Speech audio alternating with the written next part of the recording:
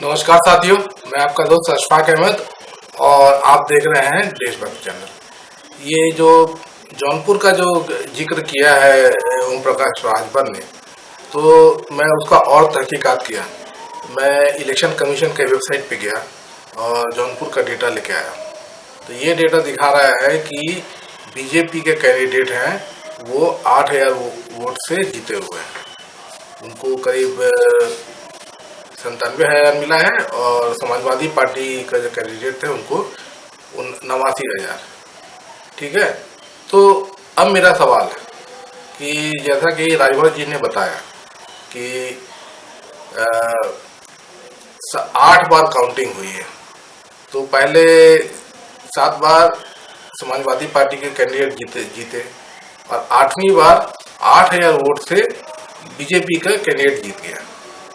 तो मेरे पास में ये डिटेल तो नहीं है कि पहली बार जो काउंटिंग हुआ तो कितना वोट था दोनों का, दूसरी बार में कितना वोट था, इस तरह से। लेकिन अब मेरा सवाल उठता है कि अगर 8,000 वोट का फर्क आया 8वें राउंड में, तो उसके पहले कैसे ये किसी को नज़र में नहीं आया कि इतना 8,000 वोट की धांधली। मतलब कि समझ लीजिए कि जब बात हो रही है किसी को 89,000 मिला हुआ है और 8,000 वोट, तो 10% से ज़्यादा का फर्क आ गया है ना। तो इतना ज़्यादा वोट का फर्क कैसे आ रहा है, आप काउंटिंग कैसे कर रहे हैं और ऐसे हर बार कैसे, मतलब कि आप कैसे काउंटिंग कर रहे हैं, आप फर्क आ रहा है।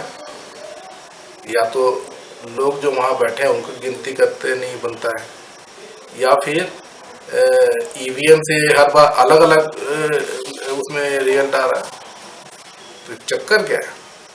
तो एक चीज़ यहाँ पे जो है सोचने वाली बात कि जब ईवीएम में, अब यहाँ में मान लीजिए करीब 2 लाख, 2.5 लाख कुछ मत पड़े हुए हैं ना, 2.5 लाख, 3 लाख पकड़ लीजिए, मान लीजिए 3 लाख। तो 3 लाख वोट मतलब कितने ईवीएम हो गए। एक ईवीएम में 800-900 कुछ पड़ता है, 1000 मान लीजिए एक ईवीएम, है ना। तो करीब 3,000 ईवीएम पड़े, 3,000 ईवीएम वहाँ पे रखे गए और उसमें से 3 लाख वोट निकले। ठीक है। तो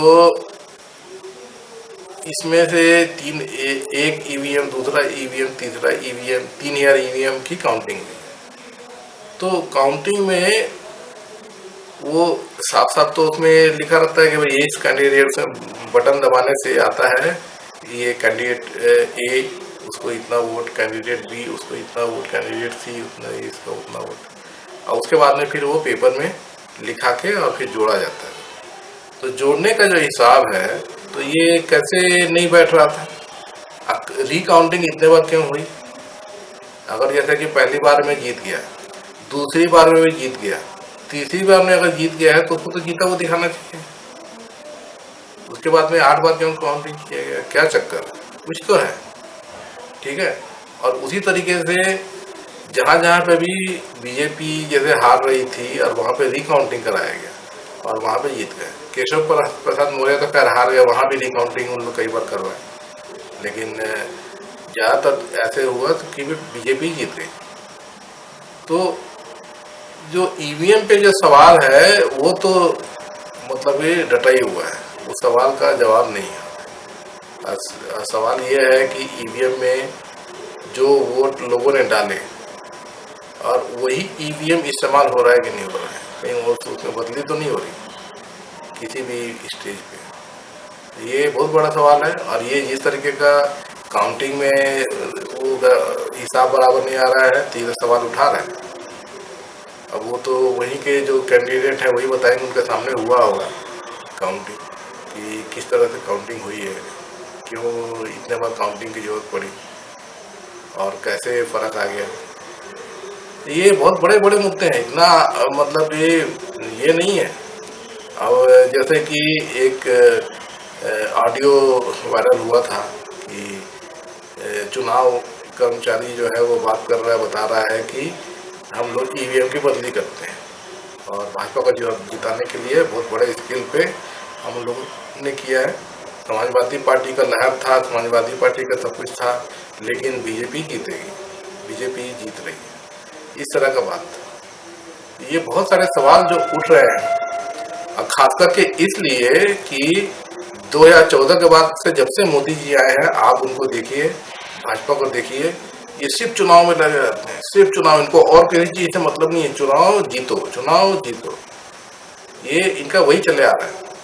तो जीतने के लिए कुछ भी कर सकते हैं, दूसरी पार्टी के लोग तो ऐसे नहीं है, तो कुछ तो गड़बड़ कर रही है चुनाव जीतने के लिए, क्योंकि इनके लिए चुनाव जीतना इतना अहम है कि उसके सामने बाकी कुछ मायने नहीं रखता है। तो ये तो बहुत बड़ा सवाल खड़ा कर रहा है।